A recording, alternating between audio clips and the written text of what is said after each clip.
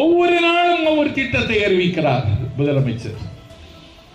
பழனிசாமிக்கு பொறுக்க முடியல, எப்படியாவது திமுகவை தோக்கடிக்கணும் அப்படின்னு சொல்லிட்டு என்ன செய்துட்டான், பிஜேபிக்கு கூட கூட்டணி சேர்ந்துட்டான். பிஜேபியில கூட்டணி சேர்றதும் பாடையில போய் உட்கார்றதும் ரெண்டும் ஒன்றுதான்.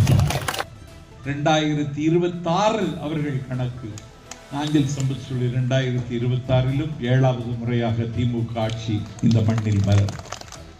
திமுக காப்பாற்றப்பட வேண்டும். தமிழ்நாட்டுக்காக மட்டுமல்ல, தமிழ்நாட்டின் முதல்வர் மட்டுமல்ல, 10 மசோதாவில் கையெழுத்து போடாமல் வைத்திருந்தார் ஆளுநர்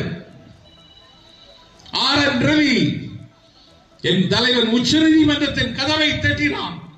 மக்களால் தேர்ந்தெடுக்கப்பட்ட அரசாங்கம், மக்களால் தேர்ந்தெடுக்கப்பட்ட அரசாங்கம் தமிழ்நாடு சட்டமன்றத்தில் நிறைவேற்றிய தீர்மானத்தை நிராகரிக்கிறார், கையெழுத்து போட மறுக்கிறார்.